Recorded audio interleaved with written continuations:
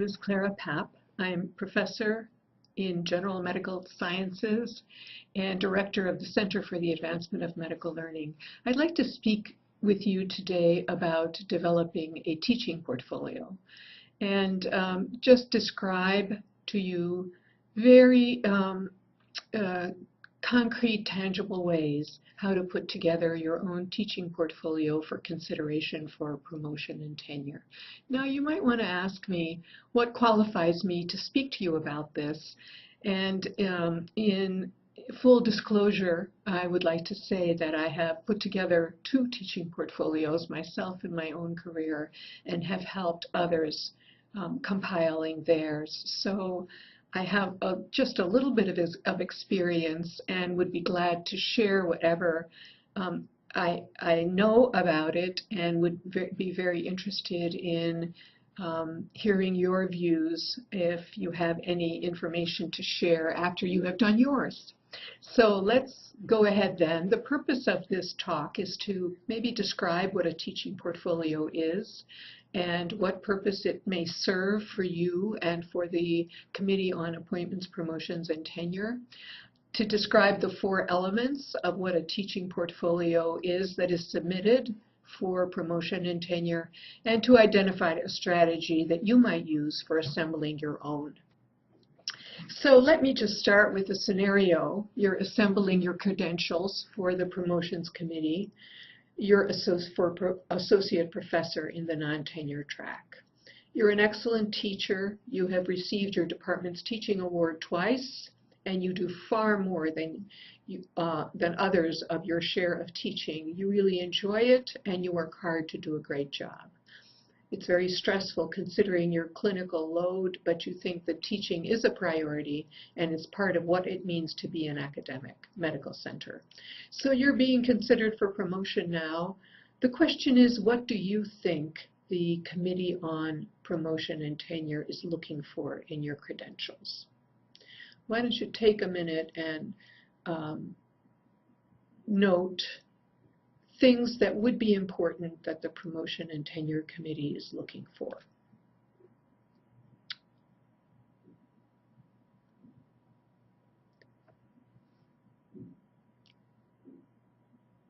Basically, some of the things, the answers that people gave when we gave this talk a few days ago to a room full of faculty is that the committee is basically looking for 3 things.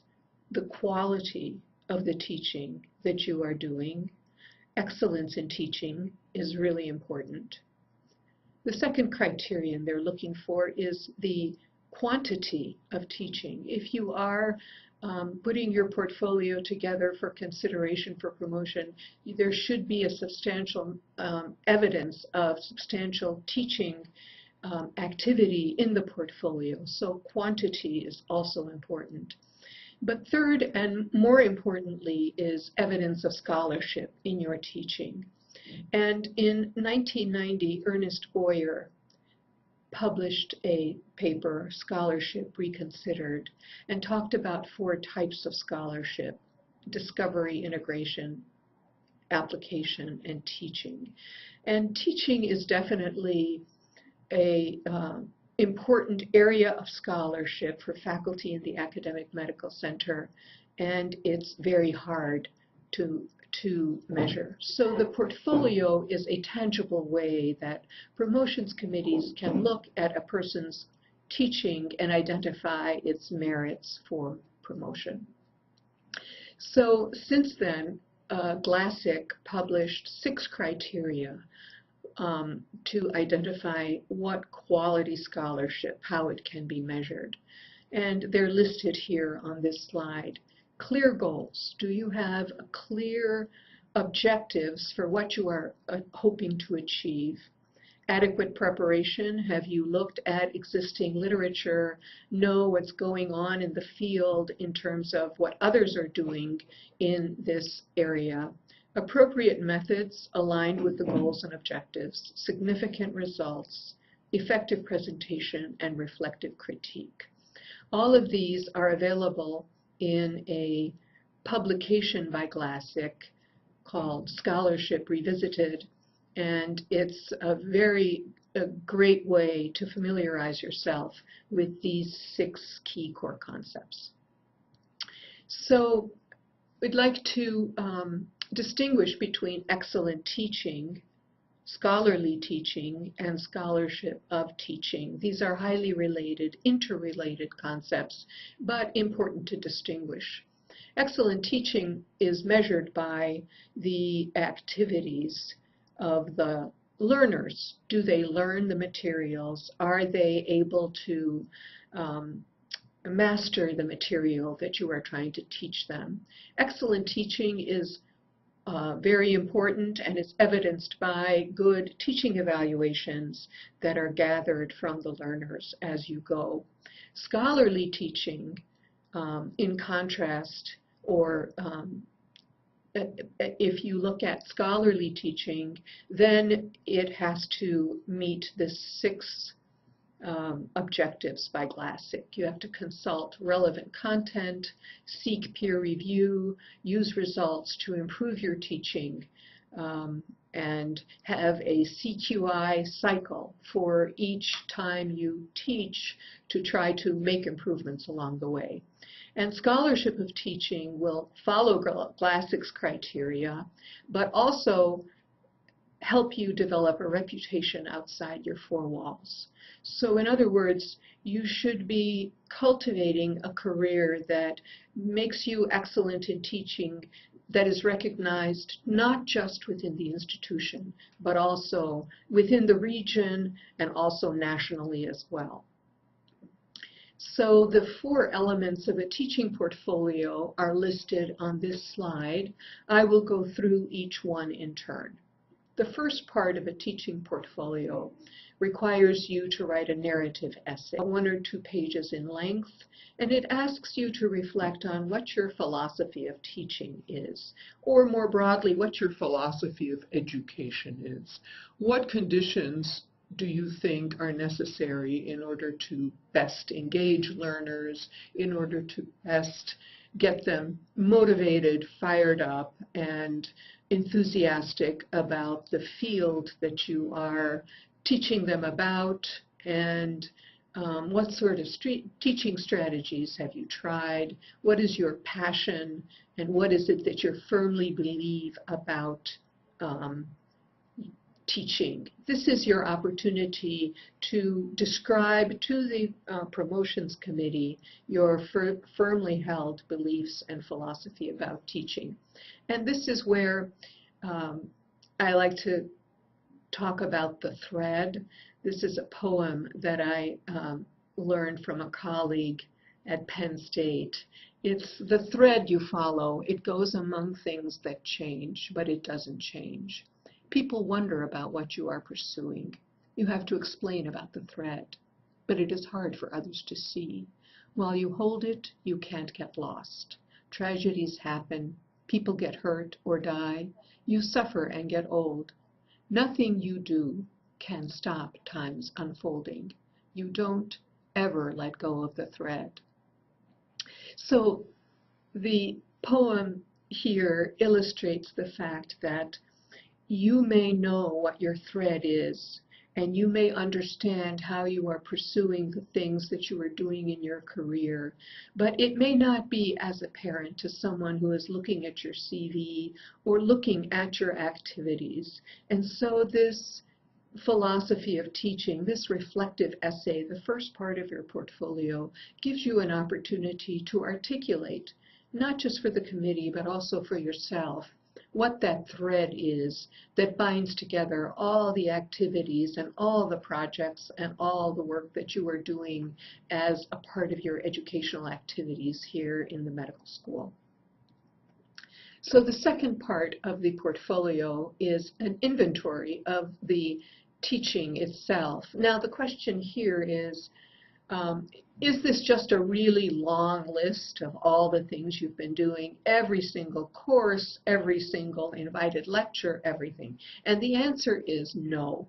Much of that activity is described in your CV. So this would not be a replication of the information that already exists in your CV. What you need to do is put it together in a coherent way that it synthesizes this information for the promotion committee. So in other words, list all your local teaching activities first. For the past 4 semesters, I have taught a graduate course consisting of, it lists the number of students and what the topic is, and sort of summarize and synthesize the teaching activities locally, regionally, nationally, and internationally as well. And it's very important for the committee to put these exactly into those categories for them. And beyond listing what activities, teaching activities you engage in, I think of that as boots on the ground, in the classroom kind of activities. But apart from that, Part 3 of your teaching portfolio should list important teaching contributions that don't involve face-to-face activities with learners, but really important contributions. That is curriculum development and design, any teaching materials that you've developed, modules that you've developed, online coursework for students to work through that is not part of your coursework, teaching administrative leadership, participating in the community of educators, workshops, publications, any demonstrations that you have done. All of this, again, listed very importantly to describe the significance of this. If it's listed in MedEd Portal, for example, you can contact MedEd Portal if it's a teaching module, and they will list for you how many other medical institutions or health professions institutions have requested this material from them and what their assessment of that material is. So this is all really excellent addition to your Part 3 of your teaching portfolio. And then finally, list evaluations and awards. Present evidence, either quantitative or qualitative, that would lead evaluators to conclude that your teaching has been effective. Now, obviously, this is a teaching portfolio, and it will be really important for you to select your best work. And if there are things in your teaching evaluations that have not worked, I would recommend not excluding those activities, bringing them in and saying what you learned from them and how you changed your teaching activities or what additional educational courses or coursework you engaged in to help you identify where you might improve your teaching activities. So it needs to be balanced. It could be honest because it should be honest because, in fact, the promotions committee is going to ask for all evaluations. Apart from this teaching portfolio, they will be asking to see all the evaluations that we have on record in the past 3 years. So it would be good to have to include things that are both positive and maybe things that are not so positive, and explain them as you go through and highlight what you have done in response to that. And then also, here's where some level of faculty development, a description of what plans you have to make your teaching more effective in the future. This gives you an opportunity to look at the teaching philosophy that you described in the first section of your portfolio and see whether there's evidence how your activities align with your philosophy, what the students are saying about your teaching activities, and whether there is an evidence of the alignment there, or what steps you might take to further advance your teaching to be more aligned with the philosophy that you hold near and dear to you that you've expressed in the first part of the portfolio. So my recommendation is, first and foremost, is to begin to organize your teaching portfolio now. And I like to think of this as what you're working on is a repository, not the portfolio, but a repository. Collect everything that you do in either a sunshine folder. It's a yellow folder. I have one in my desk, and every time I get a letter of invitation or a set of evaluations, I print it out and put it in my sunshine folder, or I also have electronic copies as well. So this is a repository of everything, and it is a statement of all the activities that I have done in education. As I go, I track it because it's really hard to reconstruct things. If you're asked to do it 2 or 3 years later, it's hard to recall it. So keep a repository now of all your activities and document the quality of your teaching. Save your evaluations, solicit feedback from your peers, do as much as you can proactively to build the evidence that you have in your teaching portfolio.